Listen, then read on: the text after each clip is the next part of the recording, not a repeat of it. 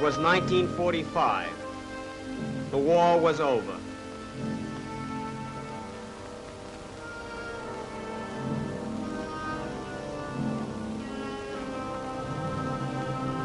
Slowly, painfully, life came back to the ruins of Europe.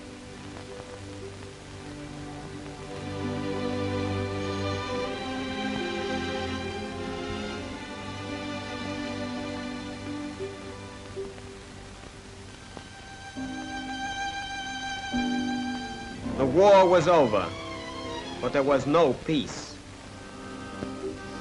Despair crouched over the continent. Hopelessness circled Europe like a bird of prey. Why? What were the forces? What were the issues in a war that turned nations into rubble heaps and populations into beggars? The people wanted the answers. They wanted to know what happened and why. In the Palace of Justice in Nuremberg, the people of the world came together, for there sat the International Military Tribunal to judge the chief Nazi war criminals.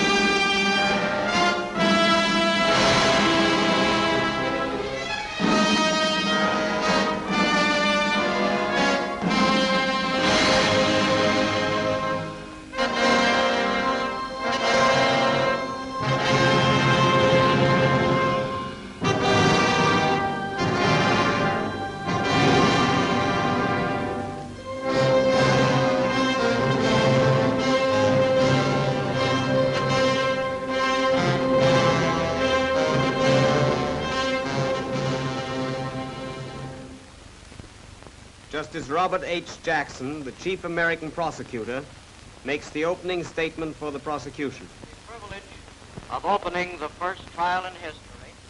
The privilege of opening the first trial in history for crimes against the peace of the world imposes a grave responsibility. The wrongs which we seek to condemn and punish have been so calculated, so malignant and so devastating that civilization cannot tolerate their being ignored because it cannot survive their being repeated. That four great nations, flushed with victory and stung with injury, stay the hand of vengeance and voluntarily submit their captive enemies to the judgment of the law is one of the most significant tributes that power has ever paid to reason. This inquest represents the practical effort of four of the most mighty of nations, with the support of 15 more, to utilize international law to meet the greatest menace of our times, aggressive war. The common sense of mankind demands that law shall not stop with the punishment of petty crimes by little people. It must also reach men who possess themselves of great power and who make deliberate and concerted use of it to set in motion evils which leave no home in the world untouched. In the prisoner's dock sit 20-odd broken men, reproached by the humiliation of those they have led, almost as bitterly as by the desolation of those they have attacked. Their personal capacity for evil is forever past. Merely as individuals, their fate is of little consequence to the world. What makes this inquest significant is that these prisoners represent sinister influences that will lurk in the world long after their bodies have returned to dust. They are living symbols of the arrogance and cruelty of power, of racial hatreds, of terrorism and violence. They are symbols of fierce nationalisms and of militarism, of intrigue and war-making, which have embroiled Europe generation after generation, crushing its manhood, destroying its homes, and impoverishing its life. They have so identified themselves with the philosophies they conceived and with the forces they directed that any tenderness to them is a victory and an encouragement to all the evils which are attached to their names. What these men stand for, we will patiently and temperately disclose. We will give you undeniable proof of incredible events. The catalogue of crimes will omit nothing. It may be that these men of troubled conscience do not regard a trial as a favor, but they do have a fair opportunity to defend themselves, a favor which they rarely extended to their fellow countrymen.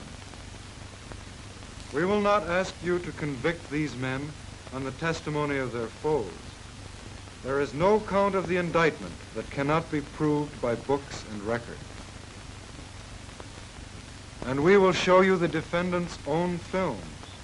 You will see their own conduct and hear their own voices as they reenact for you from the screen some of the events in the course of the conspiracy. The acts of the defendants have bathed the world in blood and set civilization back a century. They have subjected their European neighbors to every spoliation and deprivation. They have brought the German people to the lowest ebb of wretchedness.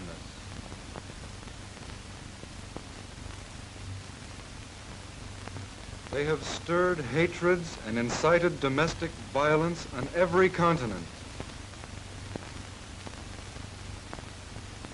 These are the things that stand in the dock shoulder to shoulder with these prisoners. The real complaining party at your bar is civilization.